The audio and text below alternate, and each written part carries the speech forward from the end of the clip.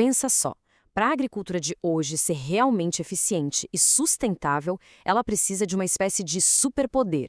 Ela precisa de sentidos super apurados para entender tudo o que acontece ao redor e de músculos muito fortes para agir na hora certa. Então, bora mergulhar nesse universo e entender como sensores e atuadores estão transformando o campo. Olha só o nosso caminho hoje. A gente vai começar vendo o básico, o que precisa ser medido numa fazenda. Depois, vamos seguir o rastro da informação para entender como ela sai de um sensor e vira uma ação. Aí, a gente entra nos detalhes, na anatomia de um instrumento e vamos desvendar dois conceitos que muita gente confunde: exatidão e precisão. E também o fator tempo, claro. Para fechar, a gente amarra tudo, entendendo por que medir do jeito certo é o segredo para melhorar sempre. Então, o ponto de partida de tudo é informação. Antes que qualquer sistema inteligente possa tomar uma decisão, seja um trator autônomo ou um sistema de irrigação, a primeira coisa é saber o que está acontecendo no ambiente. É por isso que a medição é a base de tudo, o começo de toda a operação. E quando a gente fala em medir coisas no campo, a lista é gigante. A gente mede a umidade e a temperatura do solo para saber a hora exata de irrigar, monitora a temperatura e a umidade nos silos para garantir que os grãos não estraguem, nos secadores, temperatura e velocidade do vento são cruciais. A tecnologia vai tão longe que até a forma como a luz reflete numa folha pode identificar uma erva daninha.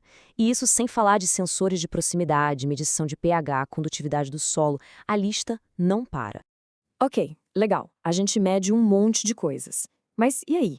Como é que a gente garante que o número que o sensor mostra é confiável?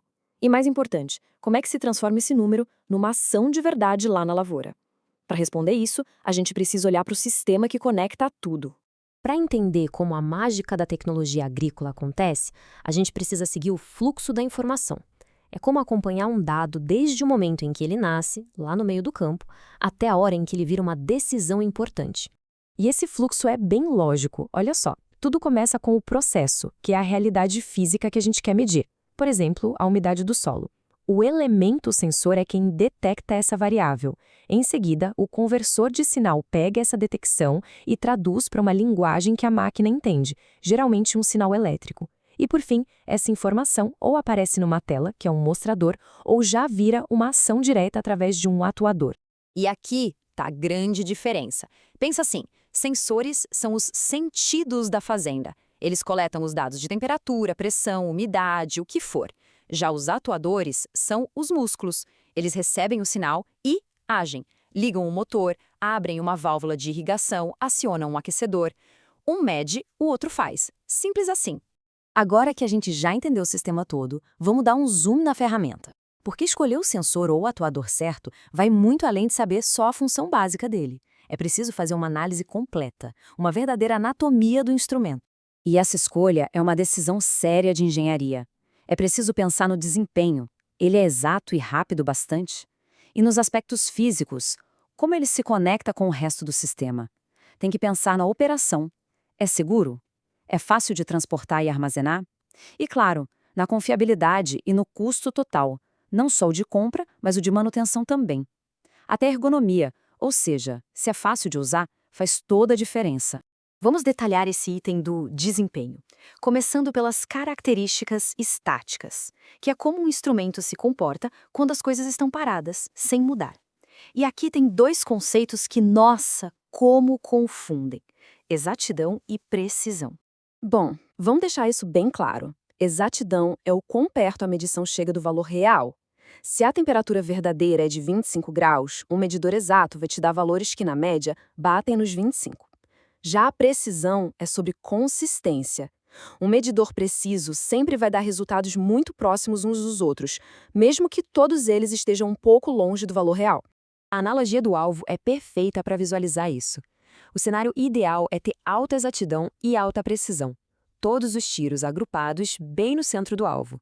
Agora, se os tiros estão todos juntos, mas longe do centro, a gente tem alta precisão, mas baixa exatidão. O aparelho é consistente, mas consistentemente errado.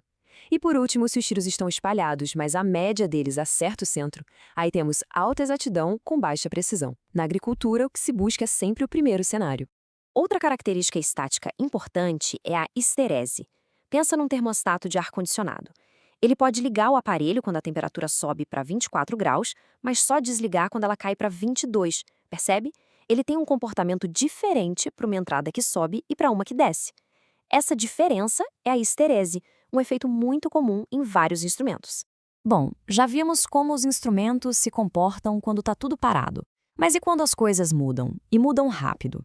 Aí a gente entra no mundo das características dinâmicas, que é basicamente sobre como eles reagem com o passar do tempo. A especificação principal aqui é a constante de tempo. O nome pode parecer técnico, mas a ideia é simples. Ela mede a velocidade de resposta de um sensor. Se a temperatura muda de repente de 10 para 30 graus, uma variação de 20 graus, a constante de tempo é o período que o sensor leva para registrar 63,2% dessa mudança. Ou seja, o tempo que ele leva para marcar uns 22,6 graus. Resumindo, quanto menor a constante de tempo, mais rápido é o sensor. Eu sei, esse número, 63,2%, parece muito específico. E é mesmo. Ele vem da matemática que descreve esses sistemas. Mas, na prática, o que importa é saber que ele é o marco que define a velocidade de um sensor. É um padrão que todo engenheiro da área conhece muito bem. Outro ponto dinâmico é a frequência natural. Pensa que todo instrumento tem uma frequência em que ele gosta de vibrar naturalmente, tipo uma corda de violão. Para garantir uma medição correta e evitar erros, a regra de ouro é que essa frequência do instrumento tem que ser bem maior, umas 5 a 10 vezes maior do que qualquer variação que ele precise medir no campo. Depois de todos esses detalhes técnicos, a gente volta para a pergunta principal. Afinal, por que tudo isso importa na prática? Por que se preocupar tanto com as especificações de um instrumento?